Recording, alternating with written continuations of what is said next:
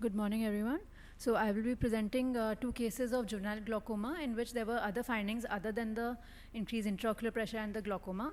The first case was of a 37-year-old male who presented with very high IOPs and a vision of finger counting half meter in both the eyes. And he gave history of getting trabeculectomy done 4 to 5 years back, followed by bleb needling.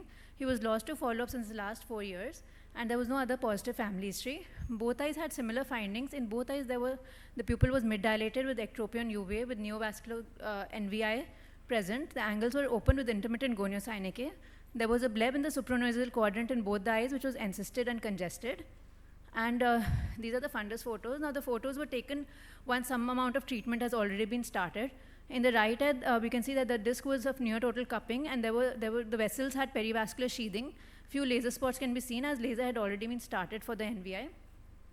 In left eye, he had similar findings. There was severe perivascular sheathing with multiple scattered subretinal hemorrhages. There was also inferior vitreous hemorrhage, which was present at that time of when he showed to us first.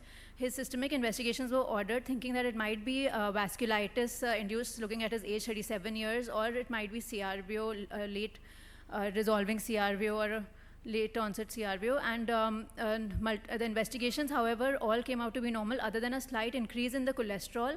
His homocysteine levels were high, and remaining else everything was normal. So a diagnosis of NVG secondary to still a vasculitis diagnosis was kept, or a bilateral CRVO was kept. And in previous papers, there was no mention of any retinal disease, which was done when trabeculectomy was done 4 years back. He was diagnosed as a case of juvenile open-angle glaucoma. So his treatment was started, prednisolone, acetate, atropine, all the anti-glaucoma medications possible except the PG analogs and pilocarpine. Anti-VEGF injections were given, retinal laser was done, and IOP was not decreasing. So the IOP was very high at that time, more than 40. So the only treatment which could be done was an inferior 180-degree DLCP was done. And IOP decreased to 20 on MMT for 1 month, but increased again. It kept on increasing, so he was planned for trabeculectomy in the right eye. The IOP decreased again for a few weeks. However, following a minor injury, it again increased. The vision in the right eye remained same, finger counting 0.5 meter, whereas it improved to 6/60 to 636 in the left eye, which was attributed to right eye macular ischemia. In this, we can see the GCL layer was thinned out. And the left eye kept on increasing. He also developed cataract eventually. So we were wondering what to do next. The options were a re-trabeculectomy in the left eye, a tube implant, or a re-TSCPC, or some nowadays goniosynovitis with MIGS, and also whether the trab or tube should be done along with the cataract surgery or without it. So he underwent a tube implant eventually just 1 or 2 weeks back, and that has been doing well since the last 2 weeks. What makes this case unique is that there were unexpected peripheral retinal findings which might have been missed 4 years back when he was diagnosed as GOAG. And this led to the NVI and NVG happening in both the cases. The only thing which was present was an increased homocysteine levels. So after this case, I just thought that, when we diagnose GOAG, when we see advanced glaucoma in a young male and open angles, we always diagnose them as GOAG. We never get the retina examination done, which should be done in these patients. The second case was a 30-year-old male who presented, he was actually diagnosed with GOAG only, high IOPs in both eyes. His fundus was grossly normal. There was no vasculitis.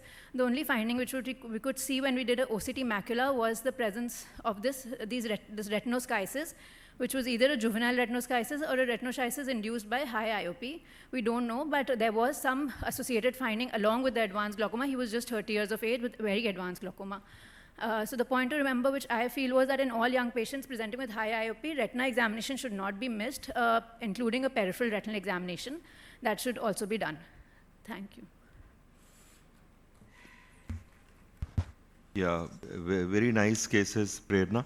In the first case, you found in the systemic investigations only serum homocysteine was raised. Yes, sir. And angles also showed neovascularization. So at the time when he came first, there was no neovascularization of the angle. There was just intermittent goniosynic. There was severe, like grade 3 NVI was present.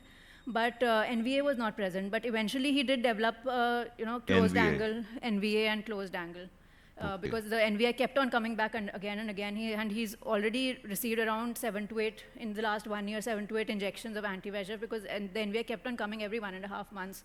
And the bleb kept on becoming encysted and very congested. In spite of the total retinal laser, PRP, everything was done in spite of that. So finally, to save his left eye, all the vessels were sclerosed, but he still had 660 vision. So a tube implant was done in the supratemporal quadrant. And that's just been 2 weeks right now. So that is functioning. There's a cataract, so that was not touched.